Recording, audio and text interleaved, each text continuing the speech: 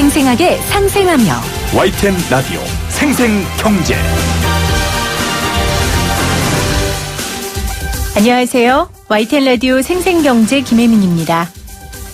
배우 김혜수 씨 모친이 지인들에게 13억을 빌린 뒤 갚지 않았다는 보도가 나왔습니다.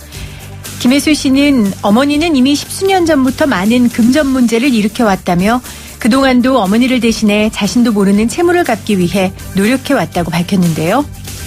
2012년에는 당시 김혜수 씨의 전 재산으로도 감당할 수 없을 정도로 어머니의 빚이 컸고 그동안은 부모의 어려움을 자식이 돕는 것이 당연하다고 생각해서 도왔지만 더 이상은 어찌할 수가 없어 어머니와의 관계를 끊었다고 합니다.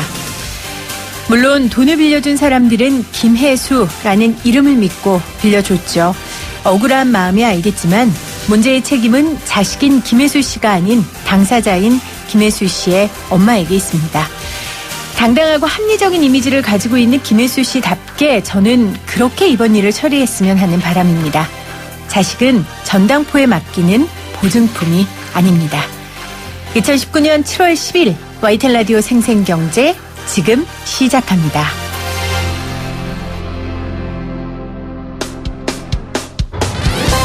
사람을 바꾸는 경제 이야기, 세상을 바꾸는 경제 뉴스. YTN 라디오 생생경제.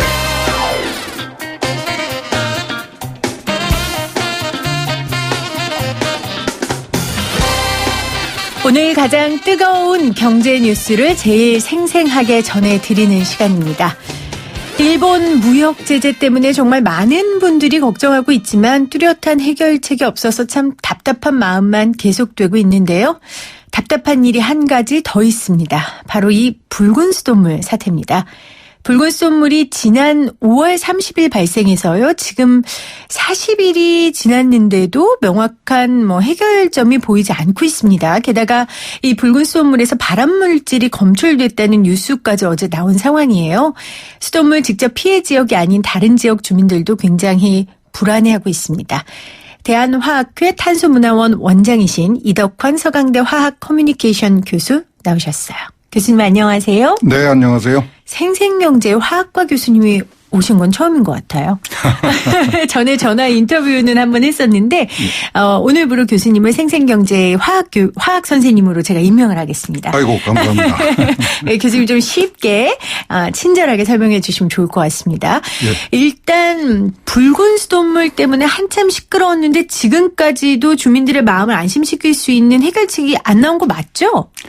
예, 인천 지역이 완전히 해결된 것 같지는 않습니다. 대부분 해결이 됐는데 네. 일부 주민들은 아직도 불안해하고 있는 형편인 것 같고요. 네.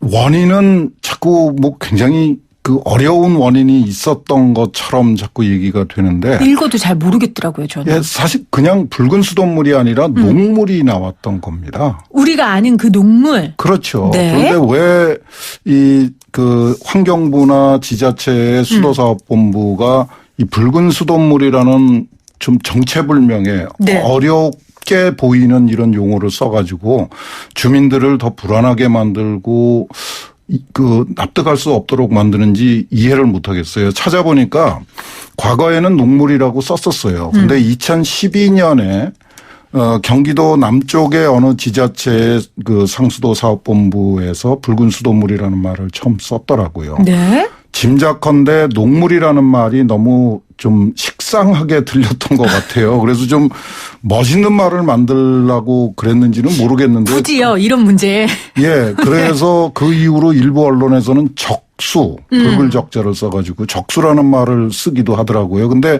이런 그 정체불명의 말을 씀으로써 주민들은 더 불안해요. 뭔가 굉장히 심각한 이유가 있는 것 같다. 정체 모를. 예. 그리고 이게 정말 붉은색이 뭐 때문에 붉은색이 됐는지도 모르겠다. 이렇게 불안을 갖게 되는 거죠. 그래서 저는 좀 강력하게 주장하고 싶은데 녹물이라는 옛날 누구나 알고 있는 쉬운 말을 좀 썼으면 좋겠습니다. 네. 이번에 인천에서 생긴 사고죠. 사고는 이 기술적인 실수하고 네. 행정적인 실수가 겹쳐버린 겁니다. 기술적인 실수와 행정적인 실수가 겹쳤다. 이제 네. 원인 이야기를 해주실 예. 텐데 그 전에 이제 정리를 제가 해보면 붉은 수돗물은 결국 우리가 알고 있는 녹물이다. 예. 그 개념을 가지고 시작을 하겠습니다. 그렇습니다. 저도 공부하면서 사진 찾아봤더니 제가 아주 자주 봤던 그냥 그 녹물이더라고요. 저 그렇죠. 붉은색인 줄 알았는데. 예, 어느 지역에서나 발생할 가능성이 있는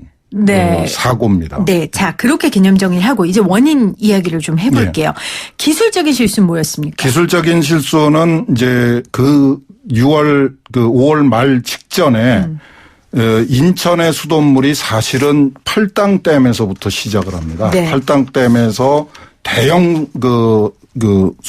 송수 관로를 통해서 인천의 정수장으로 원수를 보내면은 거기서 이제 정수를 해가지고 각 가정으로 이 배관을 통해서 보내는데 이 서울 쪽의 그 정수장에서 그 예방 정비가 있었어요. 네. 그래서 인천 쪽의 정수장에다가 원수가 가지 않을 테니까 다른 원수를 대체해서 써라라고 연락이 됐고 네. 그 과정에서 인천에 있는 공천 정수장이라는 데가 일시적으로 수돗물 생산을 멈추고 그 옆에 있는 다른 정수장에서 생산한 물을 그쪽으로 옮겨서 거기서 이제 가정으로 보내는 작업을 하게 됐는데 기술적인 실수는 그건 늘 있는 일입니다. 네. 그런데 불행하게도 그 공천 정수장으로 정수된 물을 보내는 관로가 평소에 사용하지 않던 관로였어요. 거기다가 이제 물을 평소에 흐르던 방향하고 반대 방향으로 물을 공급을 하는 과정에서 수압을 너무 높게 조절을 해버린 겁니다. 네. 그러니까 대량의 물이 빠른 속도로 지나가면서 그 관로 안에 있던 물때 이런 것들이 다 같이 일어나 버린 거죠. 그게 엎친 데 덮친다고 공천 정수장의 저수조도 청소를 안 한 저수조에다가 갖다가 그 물을 집어넣은 거예요.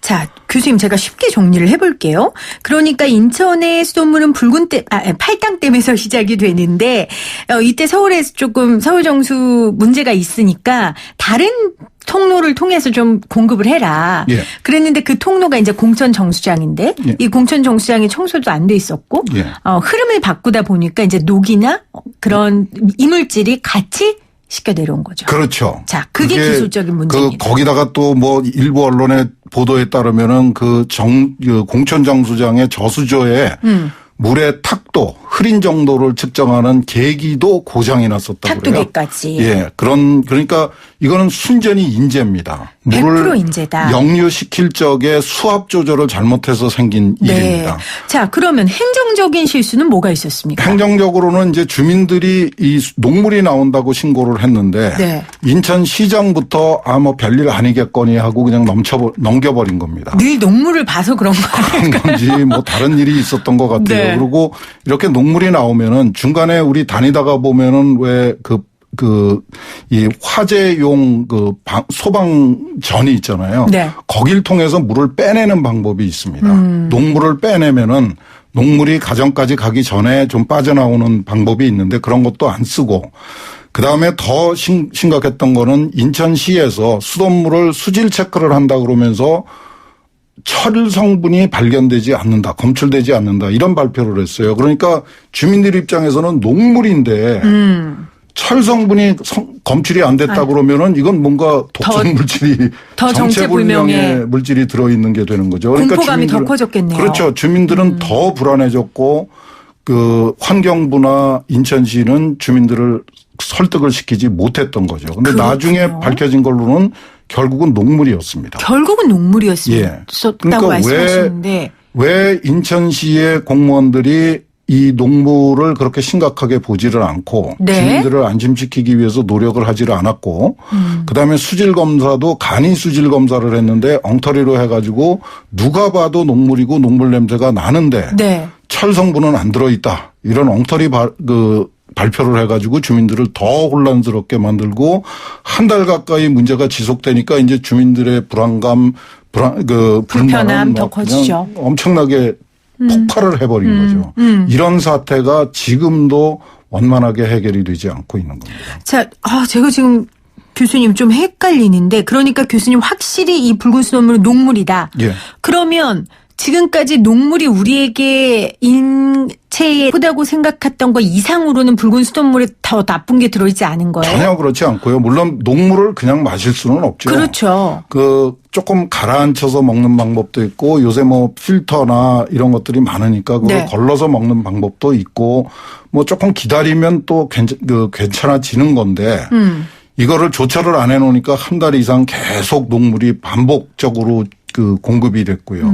주민들은 이게 정체가 뭔지 모르니까 이게 녹물이라고 알고 있었으면은 그렇게 불안해하지 않았을 겁니다. 네. 근데 녹물은 철 성분은 들어있지 않은 붉은 수돗물이다라고 계속 주장을 하니까 환경부도 그렇고. 왜 그렇게 주장을 해요? 붉은 수돗물은 아마 저는 잘 모르겠어요. 왜 그렇게 어려운 말을 좋아하는지 네. 정부가. 그리고 간이 수질 검사는 잘못한 거였죠. 근데 그 실수가 바로잡혀지지를 않고 한 달 가까이 계속 되다가 결국은 마지막에 환경부에서 제대로 조사를 해보니까 녹물이었던 겁니다. 거기에 이제 정수장에서 사용하는 약간의 알루미늄, 네. 그다음에 이 관로에서 녹아나온 망간 이런 것들이 아주 극미량이 들어있는 그냥 정말 표현이 거칠지만은 그냥 평범한 녹물이었던 거예요. 그러면 교수님, 우리에게 제일 중요한 건 그래서 이게 우리한테 해를 얼마만큼 끼치느냐잖아요. 일반 주민들한테는. 네. 평범한 녹물이 우리 인체에 끼치는 영향. 녹물을 그냥 마실 수는 없습니다. 네. 근데 필터를 통해서 정수기 요새 많이 있으니까 네. 간단한 정수기를 통해서 녹이 빠져나간 맑은 물은 안전하다? 마셔도 됩니다. 근데 지금 발암 물질까지 나왔다고 했잖아요. 그거는 이제 다른 지역의 얘기예요. 다른 지역 물레동인가요? 아니요. 이거는 충남 청양에 있는 지역에서 지금 네. 문제가 되고 있는 겁니다. 네. 특히 우라늄이라고 하는 성분이 발견이 돼 가지고 문제가 되는 건데 여기는 조금 다릅니다. 이 우라늄은 대형 정수장에서는 감시 품목 항목입니다. 네. 그래서 대도시의 수돗물에는 우라늄이 들어있을 리가 없습니다. 그런데 이 청양 지역에는 농촌 지역이에요.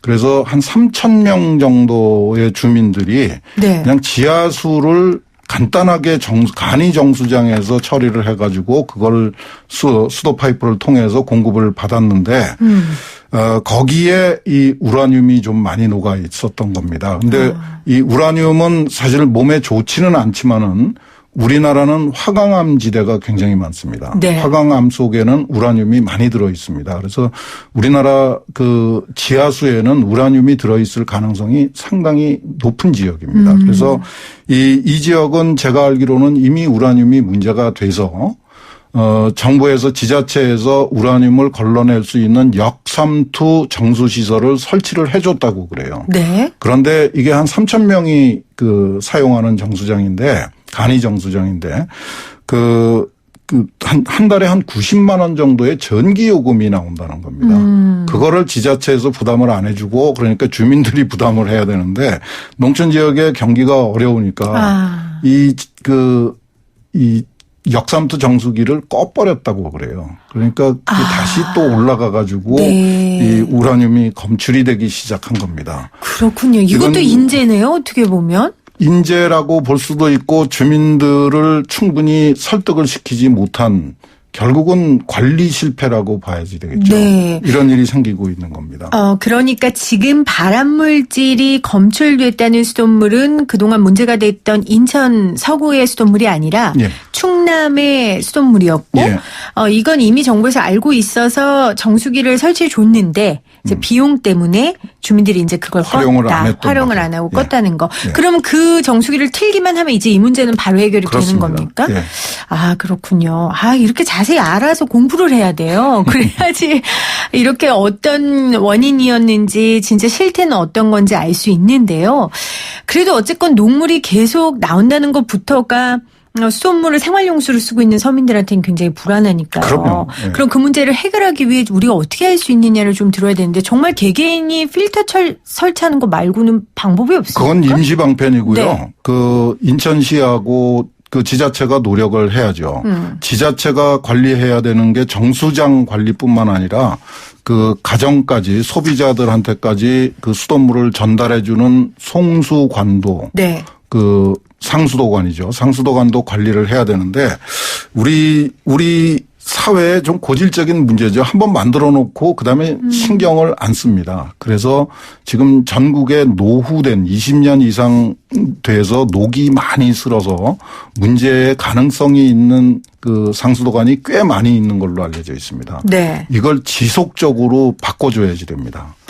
청소만이 아니라 바꿔줘야 한다. 노후 관로는 이제 청소 가지고 해결이 될 문제가 아니고 새 것으로 바꿔줘야지 되고 그 새 것이 좀 녹이 덜 쓰는 그 상수관을 사용하도록 좀 비용을 들여서라도 그런 노력이 필요합니다. 그러니까 이 수돗물이 공짜가 아니라는 거를 그 정부도 인식을 해야 되고 그 소비자들도 인식을 해야지 되는 네. 거죠. 그러니까 조금 우리가 비용을 내더라도 예를 들어 세금으로 내든 이용료를 내든 그렇죠. 뭘 내더라도 이 수돗물을 깨끗하게 해서 안전하게 먹는 게 더 중요하다는 인식을 해야 된다는 그렇죠. 얘기죠. 예. 사실 우리가 물과 공기는 그냥 우리가 무조건 누릴 수 있는 우리가 공짜로 누릴 수 있는 거라고 생각하잖아요. 과거에는 그랬는데 이제 점점 더 어려워지고 있습니다. 그렇군요. 그러니까 정부가 비용을 부담하건 소비자가 부담하건 누군가는 깨끗한 물을 마시고 깨끗한 공기를 숨쉬기 위해서 비용을 지불해야 되는 세상이 다가오고 있다. 그렇네요. 네. 참. 그럼 수도관을 교체해야 한다고 교수님께서 지적해 주셨는데 교체 주기는 어느 정도일까요? 특별하게 정해져 있다고 보기는 어려운 것 같아요. 지자체마다 규정이 다 다르고 네. 이 상수도관의 상태를 주기적으로 확인을 하도록 되어 있습니다. 그러니까 같은 수도관을 묻더라도 상수도관을 묻더라도 지역에 따라서 그 땅 속의 상태에 따라서 그 빨리 녹이 쓸 수도 있고 좀 괜찮을 수도 있고 그러니까 그걸 교체를 해야 되는데 일반적으로 한 20년 이상 쓰면은 반드시 교체해야 되는 걸로 알려져 있습니다. 20년 썼으면 많이 썼네요. 그렇죠. 네. 좀 교체해 줘야겠네요. 네. 아니, 지난 8일이죠. 지난 8일 날 안 그래도 환경노동위원회에서 정부에 대한 질책을 굉장히 많이 했어요. 환노위에서 정부가 이 붉은 수돗물, 그러니까 논물 사태에 대해 굉장히 부적절하게 대응했다라고 이야기를 하면서 지금 교수님께서 지적하신 노후 수도관 교체에 좀 앞장서야 되겠다라는 필요성은 좀 인식을 한 것 같습니다. 그것도 그렇고 정수장도 이제 좀 고도화를 시켜야 됩니다. 어떤 말씀이실까요? 큰 정수장들을 보시면은 사진을 많이 보셨을 텐데 지붕이 없는 정수장이 아직도 많습니다. 그러니까 물을 깨끗하게 만들어 놓고 비가 오면은 빗물이 그냥 들어가는 그런 상태로 만들어져 있는 정수장이 꽤 많습니다. 네. 그걸 다 지붕을 덮고 그다음에 정수 설비도 현대화를 시켜야죠. 그렇네요. 그럼 물탱크는요, 교수님? 물탱크는 참 난처한 겁니다. 물탱크가 왜 들어오게 되었는가부터 좀 우리가 고민을 해봐야 되는데요. 네. 우리가 70년대 초부터 연탄난로라는 거를 쓰기 시작했어요. 그리고 곧이어서 석유를 경유를 사용하는 석유 보일러를 사용을 했죠. 그 연탄 보일러하고 석유 보일러는 기름 보일러는 물이 공급이 안 되면은 잘못하면 화재 폭발 사고가 일어납니다. 네. 근데 그 시절에는 수돗물 공급이 원활치 않았어요. 그래서 단수가 되는 경우가 많았기 때문에 저장을 가정집에 그러니까 연탄 보일러나 기름 보일러를 쓰는 집에는 지붕에다가 물탱크를 얹어놓고 항상 거기서 물이 끊어지지 않도록.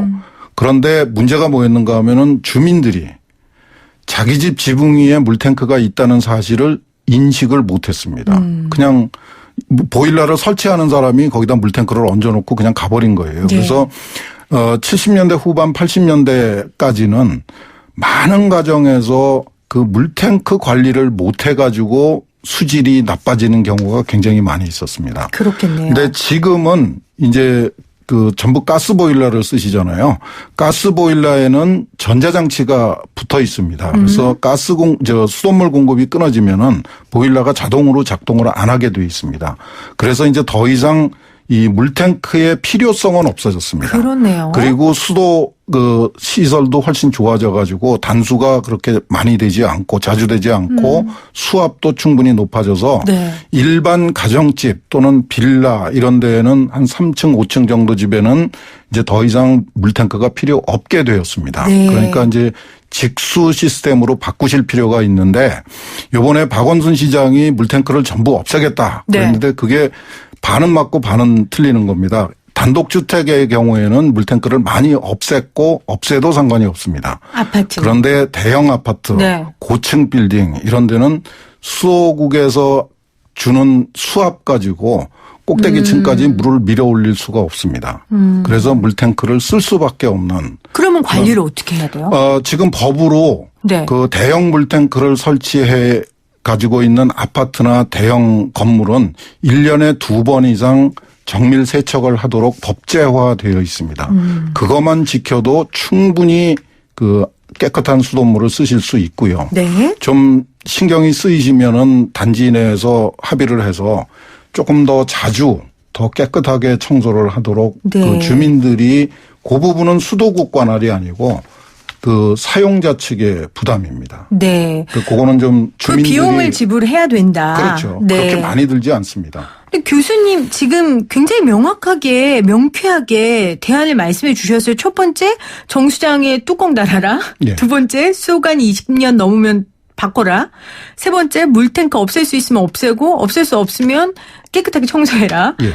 아니 이렇게 명확한데 왜 인천시 이 문제는 이렇게 명확한 해결이 안 되는 거예요? 주민들은 이렇게 두렵고. 정말 안타까운 거죠. 진짜 안타까운데요? 이런 그 실수, 네. 그 실패가 자꾸 반복이 되니까 수돗물이 나쁘다고 인식을 하게 된 겁니다. 네. 실제로 우리나라 수돗물, 특히 서울시의 수돗물은 생산 단계에서는 굉장히 좋습니다. 아. 그런데 아파트나 대형 건물에 가서 오염이 되는 경우가 좀 있고요. 거기다가 이제 요즘 이제 생수가 늘어나면서 생수를 공급하는 쪽이나 또는 생수를 좋아하는 분들은 자꾸 수돗물을 상대적으로 폄하하게 되죠. 아, 그리고 괜히 불안하기도 하고요. 이런 뉴스들 예. 때문에. 이런 뉴스가 소비자들을 불안하게 만드는 게 수돗물에 대한 불신을 키우고 생수를 자꾸 찾게 만드는 원인입니다. 그러니까 정부가 정말 정신을 차려야죠. 그렇네요. 지금 7105님이 정부 지원금, 금융권 이자 이런 것들 민생과학기술에 쓰라고. 그러니까 아마 이런 수돗물 관리하고 연구하고 교수님처럼 화학 전공 하시는 분들한테 연구자금 주란 얘기인 것 같아요. 연구할 필요도 없고요. 네. 기술은 다 개발되어 있습니다. 잘 하기만 하면 예, 되니까. 그러니까 공무원들이 관리만 잘 해주고 예산만 충분히 투입을 해주면은 네. 모두가 깨끗한 수돗물을 마실 수 있습니다. 네. 제가 고등학교 때 교수님 같은 분을 화학 선생님으로 만났으면 제가 화학 전공할 만도 했겠네요. 칭찬으로 알겠습니다. 아, 그럼요. 그리고 무엇보다도 우리 인천 시민들이 조금 이 방송 들으면서 조금은 불안한 마음이 가라앉아질 것 같습니다. 오늘 함께해 주신 우리 이덕환 서강대 교수님 다시 한번 감사드립니다. 고맙습니다. 네, 감사합니다.